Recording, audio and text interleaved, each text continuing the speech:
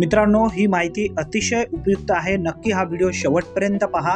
केंद्रीय गृह मंत्रालयाने अतिवृष्टी व पुरामुळे देशातील बाधित 14 राज्यांना केंद्रीय आपत्ती निवारण निधीतून 5,858 कोटी 60 लाख रुपयांची अग्रिम निधी वितरित केल्याबद्दल तसेच त्यापैकी सर्वाधिक 1,492 कोटी रुपये महाराष्ट्राला मिळाल्याबद्दल उपमुख्यमंत्री अजित पवार यांनी प्रधानमंत्री नरेंद्र मोदी आणि केंद्रीय गृहमंत्री अमित शहा यांचे आभार मानले आहे।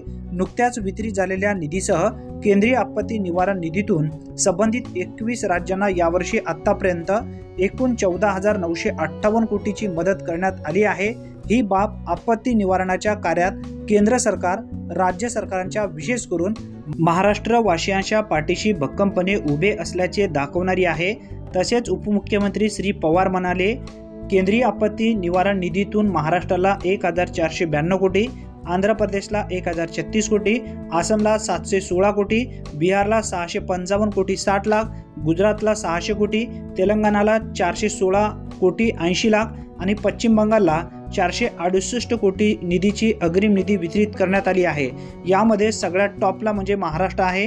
केंद्र सरकारच्या नजरेमध्ये एकदम उत्कृष्ट अशी निधी प्राप्त झाल्याची माहिती उपमुख्यमंत्री अजितदादा पवार यांच्या माध्यमातून सांगण्यात आली आहे।